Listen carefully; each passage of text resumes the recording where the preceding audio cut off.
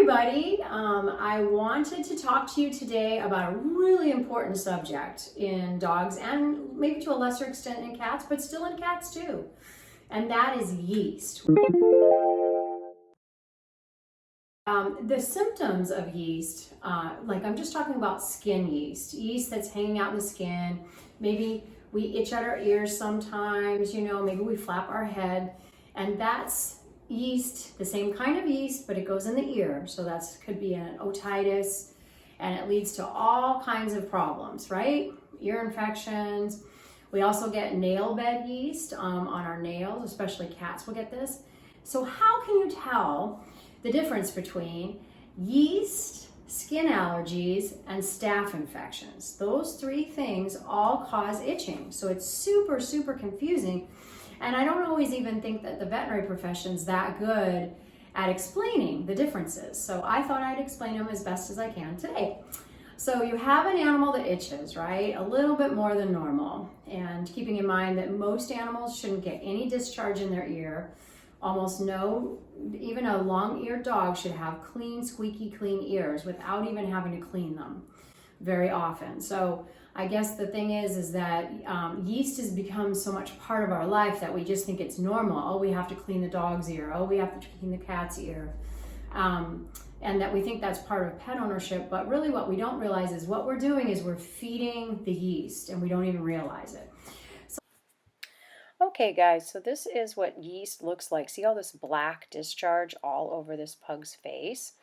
And incidentally, this pug, she made a full recovery. So I guess what I'm saying is that it takes several weeks or even months to get these yeast infections under control holistically. But if you employ everything that we're talking about here on the video, then you'll have success too. And so I wanted to show some other pictures because first we have the black discharge, then we start to lose the hair. So here is another picture. This is the same dog, the back end of the same dog. We see a lot of yeast around the anus and in between the back legs, and it's this black discharge.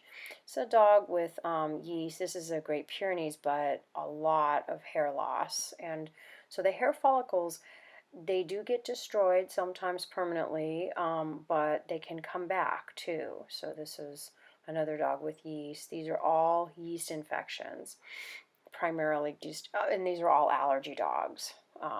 So you can see the baldness, and you can see the level of disease, how long it's been going on. So let's back up for a second. So three things cause itching in animals. One is skin allergies with no secondary infection, and two is staph infections. And I've talked about those in a similar video, in a different video. And those are circular red pustule or circular red patches that are often on the dog's belly. But the third and most common thing, secondary infection, is the yeast. And so we have different species of yeast. I know Malachesia is one of them. They're pathologic yeast. So they're yeast that are they're in the environment all the time. One dog can't give it to another dog. It really comes down to that particular animal's immune system. And so we have different causes for yeast infection, but mainly it often comes down to allergies. The other cause for yeast infection, especially we think of it in the ears, is getting wet. So we're getting wet in the summertime.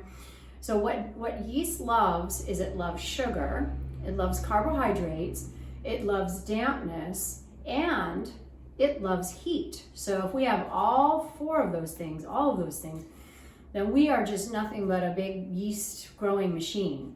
And so it can be a big problem. And so we have to come at a chronic yeast problem from multiple places, multiple ways, multiple approaches in dogs and in cats. So I just wanted to, quickly again, the dogs will get black in their ears. So yeast is black, you guys. Yeast is black. Almost, I'm going to say always, it's black, at least in dogs and cats. So what happens? The cats get a nail bed yeast, and it's little black stuff along their nails. That's very common. You roll their nails back to trim their nails, and you see this black stuff at the base of the nail bed. That's not normal. And then you'll take a Q-tip and go into their ear, and you'll be like, oh, it's black. It's like, why is it black? It's because he's growing yeast. And in a similar fashion, the dogs will get yeast in their inguinal area. They'll get yeast under their armpits. Why does the yeast like to go under the armpits or in the inguinal area? It's because there's dampness and there's heat. Heat and dampness equals yeast, and you'll see the black streaks or black patches. I'll try to show some pictures in the video. Similarly, the dogs will get yeast in their ears. They'll sometimes flap their head. And you think it's normal, but it's not normal. They're uncomfortable. Yeast makes them uncomfortable. So my goal is to talk to you guys about prevention. How can we correct or sort of go back to when we didn't have yeast? So we have to look at food allergies. We have to look at, so let's look at the diet. So internally, we want to change the internal dynamics of the immune system. So what do we want to do? We want to basically do an anti-inflammatory diet. We want to figure out what proteins don't drive the yeast. Generally, proteins that drive the yeast are yeast allergy or protein allergies. They're to chicken, beef, fish, and fish oil, and eggs. So if we use turkey, that's why in our diets on our website, you'll see turkey, you'll see bison, but you won't see beef, you won't see chicken. Totally different amino acid structure on the different meats. So we have to find a meat that the animal does well with, and then we have to take all the carbohydrates out of the diet. So that might be dairy sugars, it might be grain sugars, it might be grain alternatives. You guys think you're doing good by doing the lentils and the potatoes and the chickpeas and the tapioca, but guess what? That can feed yeast just as much. So all of those carbohydrates can feed the yeast. So what do we have to do? We have to go meat, we have to go vegetables. So it's an anti-inflammatory diet. It basically will starve the yeast. So you can look at our website and other places for specific diets. To me, it doesn't matter if it's raw or cooked. It just has to starve the yeast. So no sugars. So let's go to dairy for a second. So sometimes, because kefir contains a probiotic yeast. Did you guys know there's probiotics yeast? There's not just probiotics bacteria. It's like, wow, who knew that? There is a yeast called Saccharomyces, and it will outcompete the Malassezia. So like have a little yeast warfare microscopically that you can't see. And the Saccharomyces, if it wins out, your animal will be a lot healthier for it. So that's why you see goat milk kefir in a lot of recipes. You see goat milk, you see, lots of products with goat milk.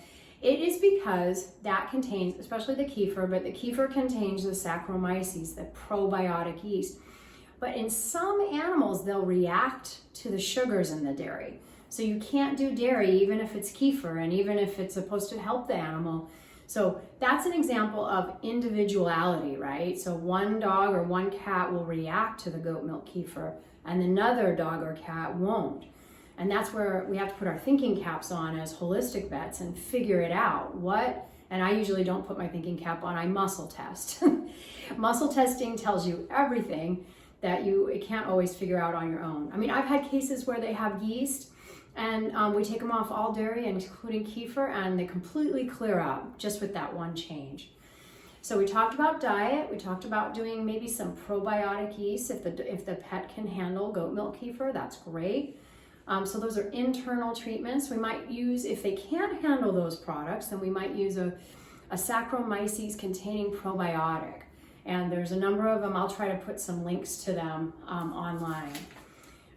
In addition, we can use just regular probiotics, bacterial probiotics, but probiotics can drive a lot of allergies. Why? Because the bacteria has to grow on something. And a lot of times the bacteria wants to grow on sugars too. It wants to grow on rice sugars, it wants to grow on dairy sugars, and now we've got a separate thing feeding the yeast. So it can all be quite confusing, but you have to realize that the biome is really important. We need to outcompete the yeast if we're gonna win. We need to do a diet that starves the yeast, the pathological yeast. We have to do a diet, an anti-inflammatory diet. And we have to make sure our diet is balanced with calcium. We have to add calcium. We have to add other vitamins to make it a power diet, something that the dog and cat can just really thrive on. And there's a lot of information on my website. I'll probably do a live video on diets because I think that's a really huge topic.